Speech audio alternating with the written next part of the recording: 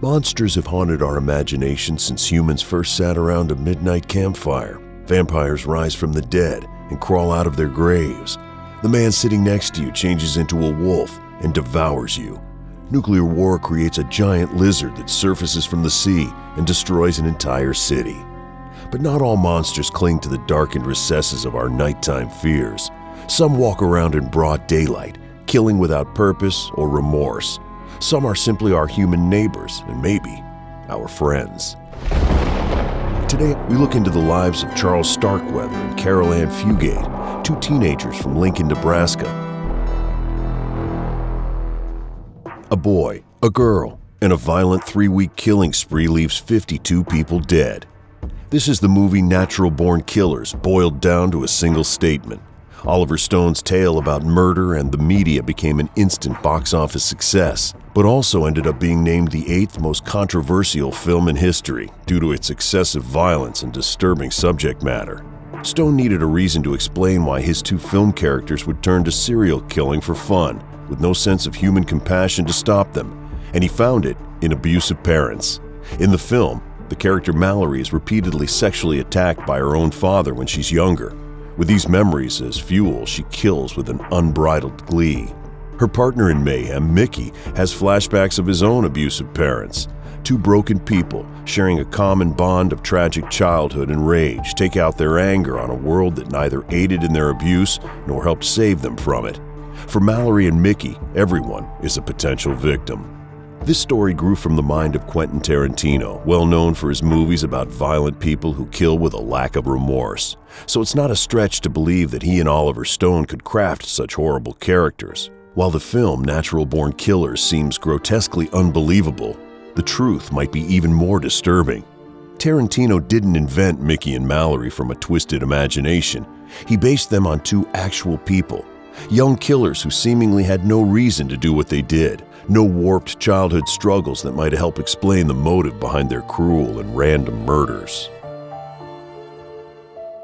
Charles Starkweather was born on Thanksgiving in 1938. He would be dead before he reached his 21st birthday, the last execution of anyone in Nebraska until 1994. Born with genu varum, a birth defect that left him bow-legged, and growing up with a speech defect, he was the victim of bullying in his elementary school. Angry at his tormentors, he found a passion in gym class, strengthening his body and eager to prove his physical superiority. One high school friend recalled that if he saw someone bigger than him, or better looking, or better dressed, he pounced, eager to teach the other person, stranger or schoolmate, that Charles was better. But despite his struggles, Charles was described as a kind boy who would do anything for someone he liked. And unlike his movie counterpart, he wasn't raised in an abusive home. He had friends in school and the support of his teachers. Without horrors in his life more significant than most people have experienced, Charles could indeed be called a natural-born killer.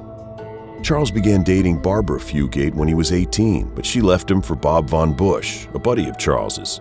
They stayed friends, though, and through Barbara, Charles met her younger sister, 13-year-old Caril Ann Fugate. For the next year and a half, they dated, without a hint as to the gruesome trail of death that would follow. Caril Ann was in love. The older, more sophisticated Charles gave her the attention she wanted and the trust she craved. He had recently seen Rebel Without a Cause and took to dressing like James Dean, a look that made Caril Ann swoon. He even taught her how to drive, though she did manage to crash and wreck his father's car. Caril Ann longed to be seen as older and more sophisticated, and this 18-year-old man gave her that feeling. Instead of running away from abuse like Mallory from the movie, she was running towards a premature maturity. When this led to murder, she bathed in the glow of what to her was ruthless adulthood. On November 30th, 1957, just 6 days after his 19th birthday, Charles found a stuffed dog at a gas station he wanted to buy for Caril Ann. He didn't have enough money for it, and despite explaining that it was for his girlfriend, the station manager, Robert Calvert, refused to sell it to him on credit. At 3 that morning, Charles returned with a shotgun. He forced Robert to open the safe and took the money. Charles then forced the man into his own car where they drove to a remote spot, and Charles shot the station manager dead. Caril Ann loved the bad boy behavior when Charles told her about the robbery. After Charles lost his job and was evicted from his apartment for not paying rent, things were about to take a dark and senseless turn. The taste of murder had given him new life. Just a few months later, on January 21st, 1958, Charles went to the Fugate's home, armed with a rifle and ammunition. There are still questions regarding motive, but the result is well documented. Charles shot and killed Velda and Marion Bartlett, Caril Ann's mother and stepfather, and strangled and stabbed to death their 2-year-old daughter, Betty Jean.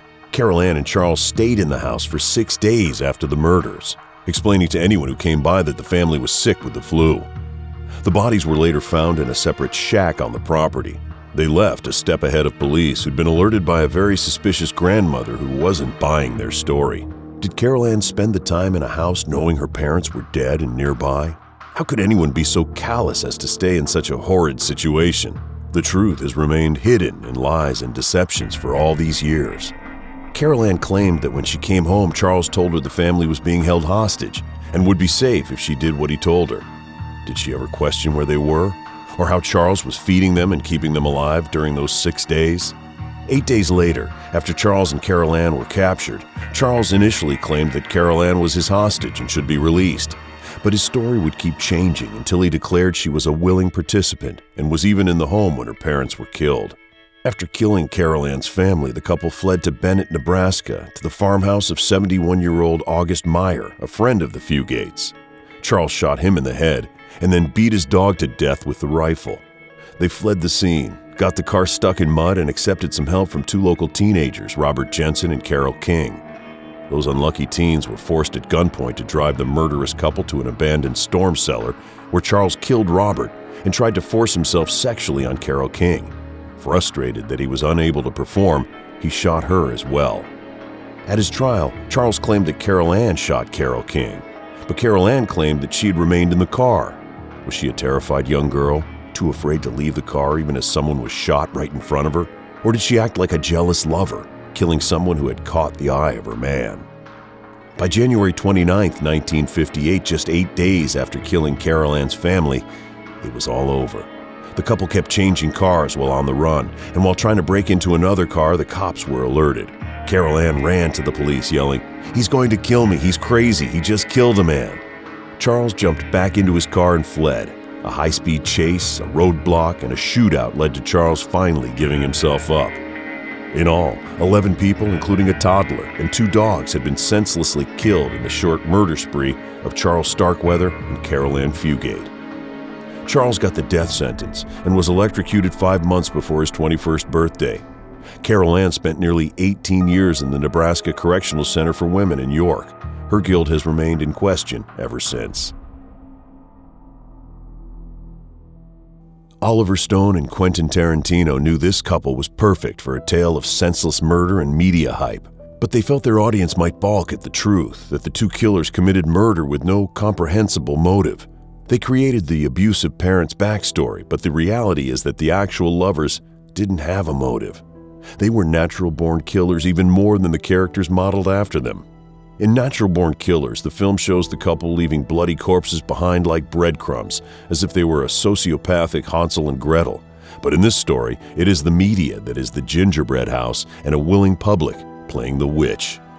The theme of the symbiotic relationship between the media and the murderers dominates Natural-Born Killers. Wayne Gale, a self-serving tabloid reporter, laps up the story of Mickey and Mallory Knox as they shoot their way through New Mexico, Arizona, and Nevada, elevating the couple to cult hero status. These 2 entities, TV news and violent criminals, feed off one another, weaving a tapestry of stories that satiate a hungry public. It is inevitable that the 2 should intersect, so that instead of just reporting news about a distant crime, the media becomes entangled in the story, with death being a natural consequence. Our real couple, Charles and Caril Ann, drove in the shadows away from the glare of the media, hoping to kill, to be thrilled, and to get away with it. But the hunger of the camera turned them into dark, demented celebrities. Did Oliver Stone exploit that? Or did he instead accuse us all of elevating murder to entertainment? Like the real-life Charles and Caril Ann, the fictional Mickey and Mallory start their spree by killing her parents. And also in a crossover between truth and movie, both couples killed out of jealousy. In the movie, the couple need 3 weeks to murder more than 50 people. As horrible as that sounds, the real Charles and Caril Ann needed only 8 days to kill 10. Such a shooting star of deadly passion with its pointless twists and turns was all Hollywood needed to inspire its product. Natural Born Killer centers on the relationship between the tantalizing world of serial killers and the media that glorifies them, while the real pair who inspired the story hid from fame. In an ironic twist, Charles Starkweather and Caril Ann Fugate became the face for a fawning media, inspiring over 8 movies, 2 songs, and countless books. Stephen King, the master of horror, kept a scrapbook when he was a child about Charles Starkweather, and claimed that the fear he felt about this man is what led him to be a horror author.